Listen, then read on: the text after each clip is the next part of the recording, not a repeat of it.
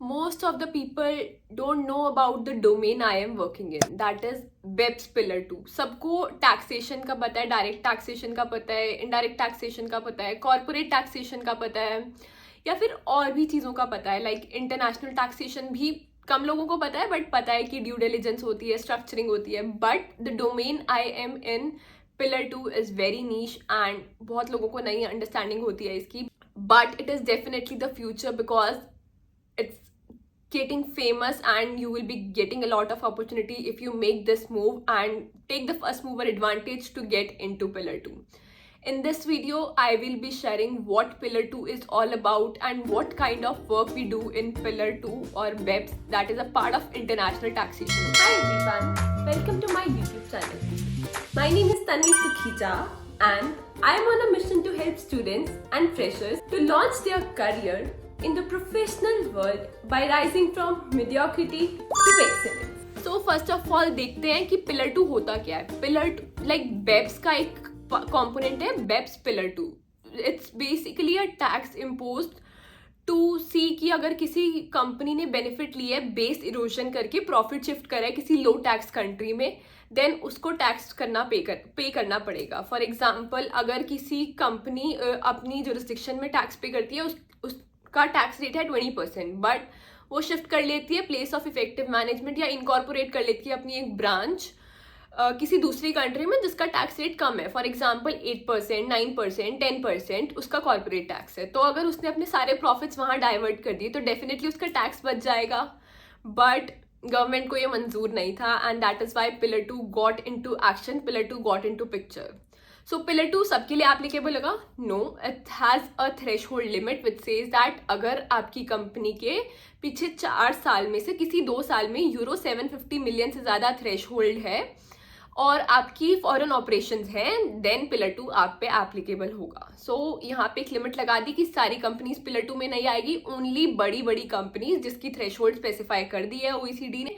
It says अगर आपका revenue उस थ्रेशहोल्ड से ज़्यादा है तो आपकी कंपनी को पिलर 2 एप्लीकेबल हो जाएंगे, और अगर आपकी ऑपरेशन बहुत सारी फॉरेन, एक से ज़्यादा फॉरेन जुरिस्डिक्शन में है, देन आप पे पिलर 2 एप्लीकेबल हो जाएगा. तो ये दोनों कंडीशन क्यूमुलेटिवली सेटिस्फाई होनी चाहिए तभी पिलर 2 एप्लीकेबल होगा. तो इसी से बहुत सारी कंपनीज हट गई स्कोप में से और सिर्फ बड़ी बड़ी कंपनी स्कोप में आएंगी.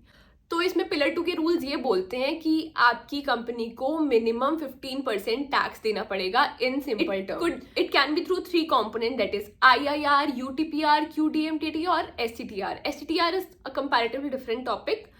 I will explain everything in brief, don't worry. I know these terms could be very heavy to you right now, but trust me, we'll understand everything by the end of this video in very brief, obviously.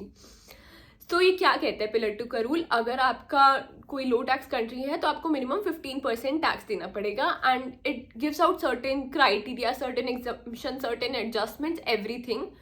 तो 3 तरह के rules होते हैं: income inclusion rule, UTPR, under tax profit rule, और qualified domestic minimum top up tax. Income inclusion rule क्या कहता है कि जो आपकी टॉप वाली कंपनी है, पेरेंट कंपनी है ग्रुप की, वो इनकम इंक्लूजन रूल लगाएगी अपनी सारी कॉन्स्टिट्यूएंट एंटिटीज पे. कॉन्स्टिट्यूएंट एंटिटी इन शॉर्ट हम कह सकते हैं सब्सिडियरीज पे. अगर वो लो टैक्स हैं, लो टैक्स मतलब 15% की उससे कम लगता है, तो उन पे इनकम इंक्लूजन रूल लग जाएगा. बट अगर किसी ग्रुप की कंपनी पे, टॉप की कंपनी पे IIR नहीं लग रहा है, then UTPR comes into picture, which is under tax profit rule. It just acts as a backstop rule to the IIR provisions. यही आपके लिए अभी तक समझने के लिए काफ़ी है. एंड बहुत सारी प्रोविजन है, trust me, it's a very complex law, it's still developing. So I would recommend you to go to OECD, read the commentary, read the guidance and everything if you want to take the first mover advantage or want to shift your profile to this. Then is qualified domestic minimum top up tax. Now IIR was getting taxed at the level of parent entity, right? तो अब jurisdiction कहती है कि अगर UAE में कोई entity है और उसकी subsidiaries कहीं और है, तो वो सोचेगी कि हमारी कंट्री का टैक्स UAE में जा रहा है, ऐसे हम होने नहीं देंगे. तो that is why qualified domestic minimum tax came into picture. वो बोलता है कि अगर आप अपनी जुरिस्डिक्शन लेवल पे QDMTT लिवाई करना चाहो ताकि आपकी जुरिस्डिक्शन में ही टैक्स रहे, कहीं दूसरी कंट्री में ना जाए, then you can levy QDMTT as well. तो हमको कैसे पता चलेगा कौन सा टैक्स किस जुरिस्डिक्शन पे कैसे इंप्लीमेंट होता है? We have to read the laws, we have to read the guidance, और देखना पड़ेगा कौन सी जुरिस्डिक्शन में कौन सा लॉ एप्लीकेबल है और कब से एप्लीकेबल है, उस बेसिस पे होगा.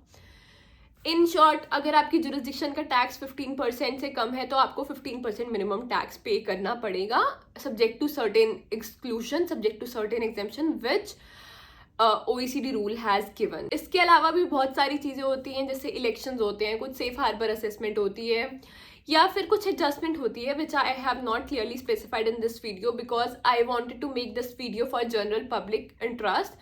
सो अगर कोई लेमैन भी ये वीडियो देख रहा होगा, आई थिंक उसको समझ आ जाएगा कि क्या क्या है. I haven't got into details. If you want to know more details about it, read more of OECD law, read more of OECD guidance. I will attach the link here so that आप prefer कर सको. And if you want to move into this domain, please consider reading everything because as I said before, it is still at developing stage. So आप अभी भी इस field में entry ले सकते हो बिकॉज बहुत ज़्यादा लोगों को अभी नॉलेज नहीं है.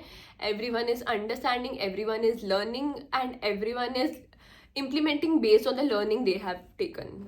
So if you want to switch into this domain, start reading, start understanding more of the technical concepts, and I hope this brief summary is helpful for you to comprehend कि pillar 2 rules होता क्या है, why pillar 2, and what are the components of pillar 2, how we can check the applicability to our group, what all entities are in scope. ये सब के लिए I would recommend detailed study of OECD commentary. That's it for today.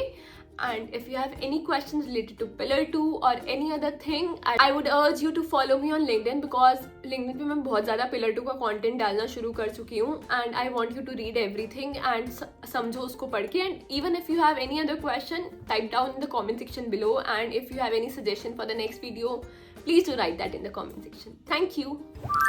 Thank you for watching the video. Please give it a thumbs up and share it with your friends so that it may benefit them as well. In case you have any questions, you can reach out to me through Instagram, LinkedIn, or you may join my Telegram community. Do not forget to mention your biggest takeaway from this video in the comment section below.